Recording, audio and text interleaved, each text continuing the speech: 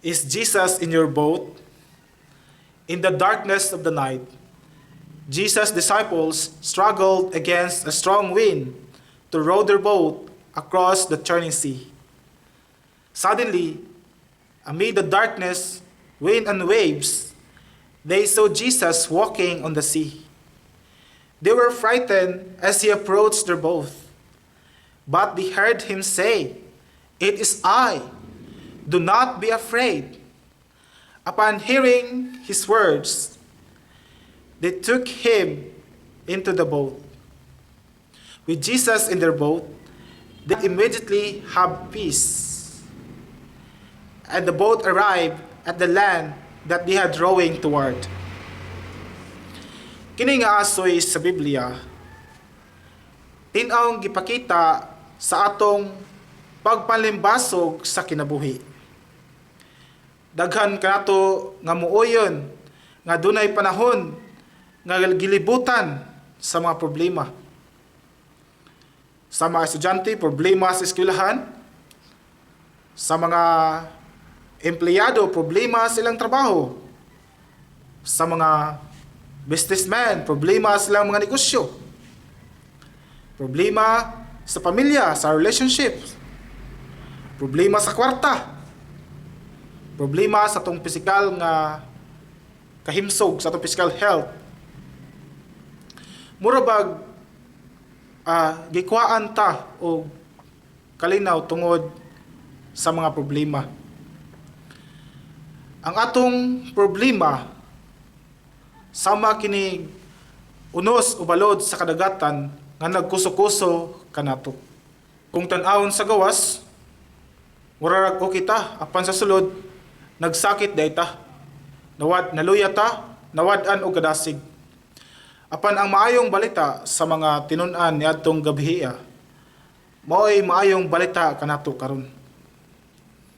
Sa ilang diha sa ilang kangit-ngit ug sa walay paglaom, niingon si Jesus, "Ako kini, ayaw mo kahadlok." Kining pulong ni Jesus mausay naghatag natog paglaom. Diha sa tong kangit-ngit o kawalay paglaom, mitungha si Jesus og mingon, "Ako kini, ayaw kahadlok." Karon mga igsoon, unsaon man nato pagkabaton sa atong Ginoo nga maoy atong kalinaw ug pahulay. Aron mahimo kini, si Jesus nga anak sa Dios, mianhi sa gubot nga kalibutan og nagkinabuhi ingon nga tao. Siya puno sa gugma, kaluoy og pagsimpatiya sa tanang klase sa tao. Siya ang hingpit nakasabot sa kondisyon sa tao. Aron ta niya luwason, siya nalansang sa cross. Giula niya ang iyang dugo aron ta matubos. Ug dili lang igo niya na, siya nabanhaw. Ug sa iyang pagkabanhaw, nahimo siyang espiritu nga tagatag og kinabuhi aron paambitan ta og kinabuhing dayon. Aron kini ang kinabuhi mao'y tinuod nato nga kalinaw ug pahulay. Nahumana niya ang tanan. Buot na siya nga musakay sa atong sakayan, buot pasabot nga buot siyang makikusa sa atong kinabuhi. Kung wala ang atong Ginoo, pakigbisog lang ang naa sa atong kinabuhi. Muratag walay paglaom nining kangit-ngit nga kalibutan. Unsa pa may inyong gipaabot, mga igsoon? Kung wala pa ninyo nabatunay si Jesus, isip atong kinabuhi, dawatan na siya karon.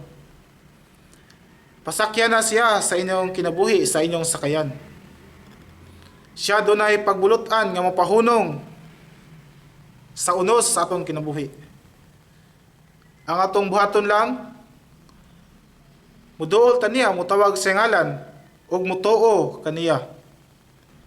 Karon muliso ta niya, ug buksan nato ang atong kasing-kasing sa pagdawat niya pinaagi ning atong pagampo. Lord Jesus, I need you Thank you for coming as my Savior into this troubled world. Thank you for dying for me. Forgive me of all my sins. Lord Jesus, I believe in you. Come into me and fill me with peace. Be with me on my life's journey.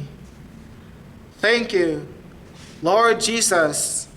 Amen.